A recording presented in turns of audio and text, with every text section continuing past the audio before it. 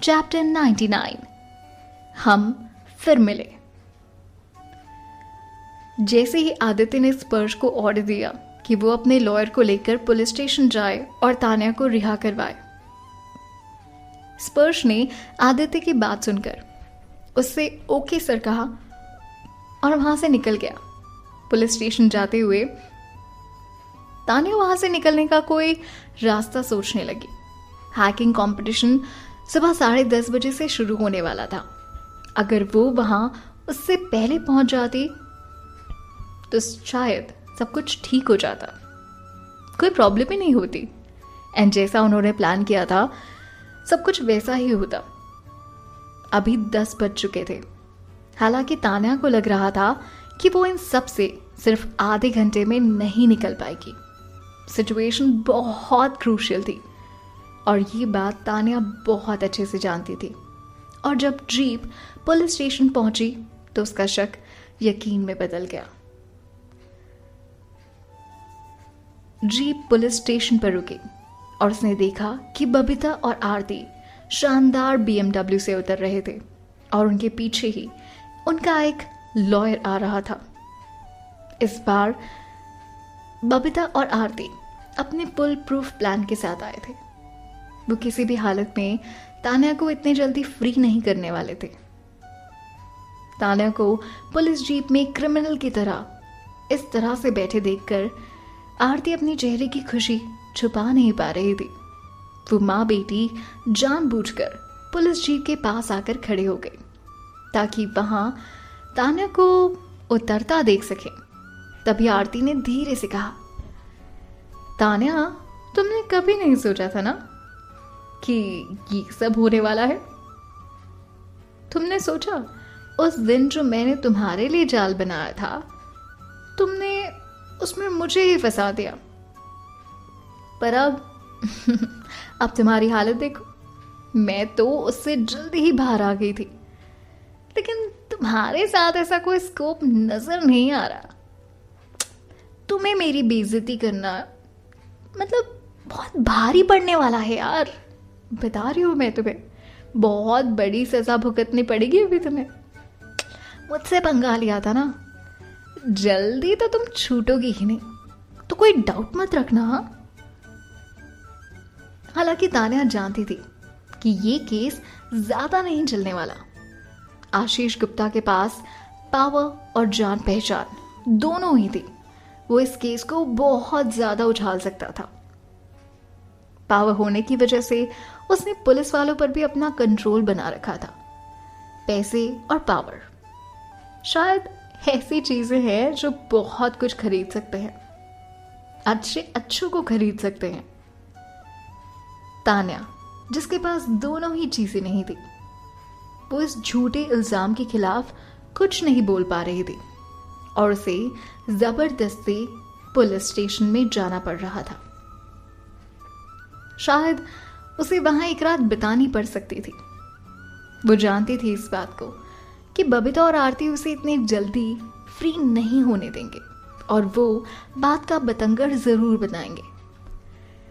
तान्या को एक बार फिर से अपनी इस मजबूरी पर बहुत गुस्सा आ रहा था।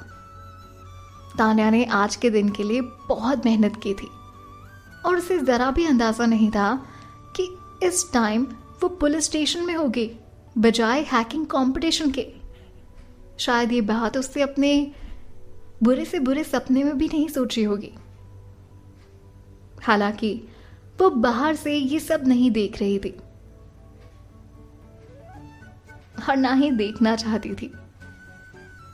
उसने धीरे से कहा,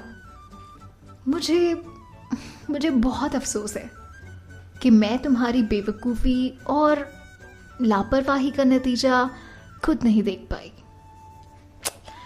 उसे उस बर्थडे पार्टी में हुई उसकी बेइज्जती याद दिलाने से आरती अंदर ही अंदर गुस्से से जली जा रही थी।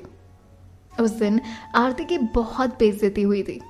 शहर के नामी गिरामी लोग उस बर्थडे पार्टी में आए हुए थे और उनके सामने जब आरती का इस तरह से एक घिनौना चेहरा सामने आया था तो उसका सोशल स्टेटस बुरी तरह से हिल चुका था। उसे ये देखकर गुस्सा आ रहा था कि अभी भी तान्या के माथे पर चिंता और परवाह की कोई शिकन तक नहीं थी। आरती उसे बहुत मजबूर और दुखी देखना चाहती थी। उसे लगा था कि शायद इस सिचुएशन में तान्या का कॉन्फिडेंस टूट जाएगा और वो रोते बिलखते हुए आरती से दया की भीख मांगेगी। पर ऐसा कुछ हुआ नहीं। तो ये देखकर उससे गुस्से में कहा, तू घटिया औरत, मैं तेरा वो हाल करूंगी ना कि तुझे अपने पैदा होने पर भी पछतावा होगा। लॉयर, आप इन्हें बताइए हमने इन पर क्या चार्ज लगाए, बताइए अभी। आरती ने चमकाकर अपने लॉयर से कहा। तभी लॉयर जो साइड में खड़ा था उसने तान्या को धीरे धीरे साफ साफ शब्दों में कहा, मिस तान्या आहूजा, आपके बेबुनियाद इल्ज़ाम की वजह से गुप्ता कॉरपोरेशन को बहुत बड़ा नुकसान पड़ा और इस गुडविल के लॉस के लिए आपको हर्जाना देना होगा। मेरे क्लाइंट ने आप पर 2 करोड़ रुपए का मानहानि का केस किया है और आपको इसके लिए कम से कम 1 साल की जेल भी काटनी पड़ेगी। इतना बोलकर वो चुप हो गया। उतने में पीछे से उसने कहा, हाँ सुना ना तुमने? आई होप तुमने सुन लिया है तान्या, 1 साल की जेल, 2 करोड़ रुपए का जुर्माना। तान्या, तुम्हारी पूरी प्रॉपर्टी मिलाकर बिना इतना नहीं हो पाएगा। पर यार तुम चिंता मत करो, जब तुम जेल में होगी ना तो मैं तुम्हारे भाई, तुम्हारे चाचा और तुम्हारे चहेते लोगों से एक एक पैसा वसूल लूंगी। चहकते हुए आरती ने उससे ये सब कुछ कहा। आरती इतना कहकर मन ही मन ऐसे खुश हो रही थी जैसे उसने पूरा केस जीत लिया हो। बस इतना कहते ही वो हंसने लगी। अब फिर से उसने कहा, हालांकि अगर तुम चाहो तो अभी अपने घुटनों के बल झुककर मुझसे भीख मांग सकती हो। अगर ऐसा किया ना तो शायद मैं तुम्हारी सजा और जुर्माना थोड़ा कम करवा सकती हूँ। सोचो इस बारे में, ऑफर बहुत अच्छा है। पीछे से बबीता भी मुस्कुराने लगी। कहते हैं ना, अपोजिट अट्रैक्ट्स। पर आशीष और आरती के मामले में कुछ और ही हकीकत थी, क्योंकि दोनों की चालाकी और पागलपन की कोई हद ही नहीं थी और ये अपोजिट नहीं, कॉमन फैक्टर था। तभी तान्या उसकी बात सुनकर जोर से हंसने लगी। उसने कहा, अच्छा भीख मांगू, वो भी तुमसे? मजाक कर रही हो? उसने आरती की तरफ ऐसे देखा जैसे वो किसी कचरे को देख रही थी और उसने कहा, तुम वो सब कभी नहीं देख पाओगे आरती। मैं बता रही हूं, तुम्हारे जीते जी इवन मरने के बाद भी तुम्हारी ये ख्वाहिश कभी पूरी नहीं होगी। बस इतना कहकर तान्या हंसने लगी और उसका कॉन्फिडेंस अब भी वहीं था जहां हमेशा होता था। आरती उसका कुछ नहीं बिगाड़ पाई, इसलिए गुस्से से उबल रही थी।